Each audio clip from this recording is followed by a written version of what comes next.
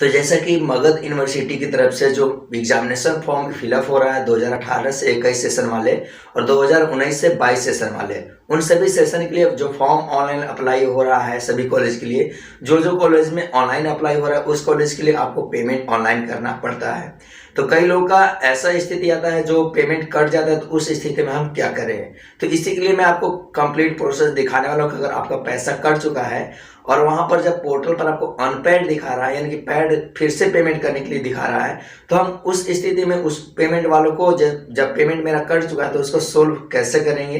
तो इसी के लिए कंप्लीट प्रोसेस में दिखाने वाला हूँ। वीडियो अच्छा लगे तो लाइक जरूर कर दीजिएगा, मन में किसी भी तरह का सवाल आएगा तो एक बार कमेंट जरूर कर लीजिएगा, और चैनल पर नए होंगे तो चैनल को सब्सक्राइब जरूर कर लीजिएगा। तो चलिए शुरू करते हैं।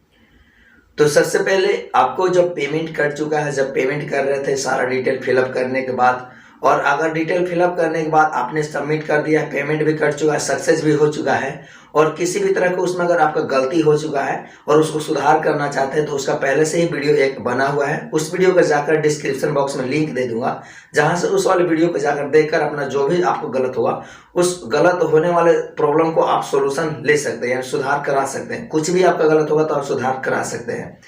केवल उसमें ऑनर्स को छोड़कर बाकी सभी चीज आप उसमें सुधार कर सकते हैं जो आपने फिलअप किया होगा। तो चलिए मैं आपको फिलहाल इस वीडियो में आप सभी को दिखाने वाला हूँ कि आपका पेमेंट जब कट गया है तो पेमेंट को आप सोल्यूशन कैसे करेंगे, यानी पेमेंट कैसे सक्सेस होगा। एक बात ध्यान दें, जब आपने पेमेंट किया होगा तो पेमेंट या तो डेबिट कार्ड के माध्यम से, या तो यूपीआई के माध्यम से, या तो नेट बैंकिंग के माध्यम से आपने पेमेंट किया होगा। जब आपने यूपीआई से अगर पेमेंट किया होगा तो यूपीआई से पेमेंट करने के बाद आप क्या होता है कि जब आप फोन पे, गूगल पे, पेटीएम, अमेजन, इनमें से इसी एप्लीकेशन से आपने पेमेंट किया होगा, ठीक है। अगर इस एप्लीकेशन से पेमेंट किया है और पेमेंट होने के बाद मान लीजिए पेमेंट आपका फोन में सक्सेस हो चुका है, यानी फोन जो पे फोन होगा, गूगल पे, पेटीएम, अमेजन जो भी है, इनमें से अगर आपका पेमेंट सक्सेस हो चुका है और वहां पोर्टल पर आपका पेमेंट सक्सेस नहीं हुआ है, तो उस स्थिति में क्या करेंगे। तो एक बात ध्यान देंगे, अगर जब पेमेंट आपका कट चुका है और पेमेंट कटने के बाद जो आपका फोन पे, अमेजन, पेटीएम, गूगल पे, उसमें जब जहां सक्सेस हुआ है उस वाला फोन पे का जो रेफरेंस नंबर और जो सक्सेस हुआ है उसका पूरा डिटेल को स्क्रीनशॉट कर लीजिए, ठीक है। स्क्रीनशॉट करने के बाद जो आपका रिसीविंग है, ये रिसीविंग तो आपका निकला नहीं होगा, तो उस वाले रेफरेंस नंबर को कॉलेज में लेकर जाएंगे, जो कंप्यूटर विभाग होगा कॉलेज का, या प्रिंसिपल होंगे या क्लर्क होंगे, जहां पर फॉर्म जमा होता है वहां पर जाकर आपको ये प्रॉब्लम बताना है कि मेरा पैसा कट चुका है और मैंने जब पोर्टल पर कर रहा था तो पोर्टल पर वहां पर अनपेड दिखा रहा है, यानी कि अनसक्सेसफुल दिखा रहा है वहां पर, और जो कि मेरा यहाँ से पेमेंट सक्सेस हो चुका है। तो उस स्थिति में वहां से आपको दोबारा पेमेंट करने की जरूरत नहीं पड़ेगा। आपको वहां से कंप्यूटर विभाग में जहां पर कॉलेज में जाएंगे उस कॉलेज में आपका वहीं से ही आपका सॉल्व कर लिया जाएगा और दोबारा पेमेंट करने की जरूरत नहीं पड़ेगा। या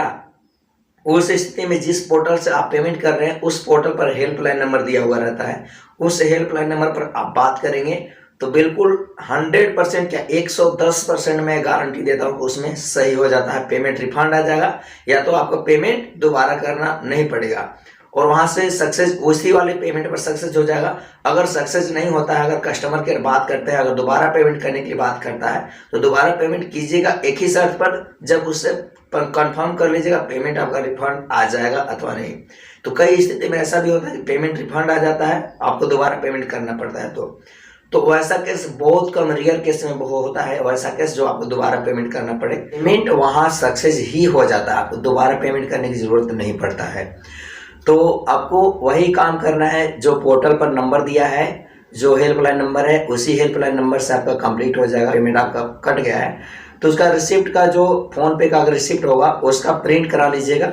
और जो आपका आईडी पासवर्ड है जो फॉर्म के लिए, उस फॉर्म के लिए अगर सेना कॉलेज से है तो आप सेना कॉलेज के कंप्यूटर विभाग में जाकर वहां से पेमेंट सक्सेस करा सकते हैं, वहां से 100% सक्सेस हो जाएगा। और अगर आप RSY कॉलेज, ANS कॉलेज या DN कॉलेज से हैं तो इन कॉलेज का अगर पेमेंट अनसक्सेसफुल हुआ है तो आपको क्या करना है कि इस वाले पोर्टल पर जो नंबर दिया रहता है, 3 गो नंबर ऊपर में दिया हुआ है, उस नंबर पर बात कीजिएगा, आपको 100% वहां से सक्सेस हो जाएगा, आपको दोबारा पेमेंट करने की जरूरत नहीं पड़ेगा।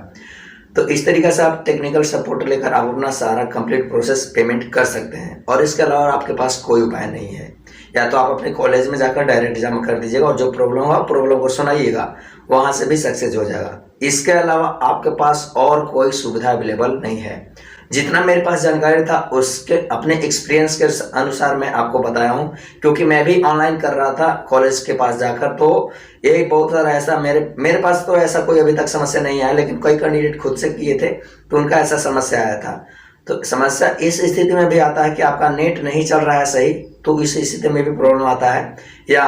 आपका फ़ोन क्या होता है कि कई लोग का फ़ोन ऐसा होता है जो किसी नंबर पर कॉल आ जाता है जिसमें पेमेंट कर रहे हैं और उसमें उनका नेट बंद हो जाता है, तो उस स्थिति में आपका पेमेंट ऐसे कट जाता है। तो ऐसा आप ध्यान रखेंगे, जब नेट आपका सही हो, किसी का कॉल नहीं आए, उस टाइम ऑनलाइन पेमेंट करते समय तभी आप पेमेंट कीजिएगा, तब आपका सक्सेस होगा। वरना आपका पेमेंट कट जाएगा तो आपको कोई रिफंड करने का चांस भी नहीं फिर बनता है।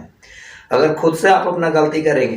तो आपका वहाँ पर पेमेंट रिफंड होने के गारंटी नहीं रहता है। लगभग मैं बता रहा हूँ, ये ऐसा नहीं है कि मतलब नहीं रिफंड होता है, लेकिन उस स्थिति में अपने से खुद से गलती नहीं करना है, ठीक है। तो यही थी अपडेट। वीडियो अच्छा लगा तो लाइक जरूर कर दीजिए। मन में किसी भी तरह का सवाल आएगा तो एक बार कमेंट जरूर कर लीजिएगा। तो चलिए मिलते हैं एक नए वीडियो में नए टॉपिक के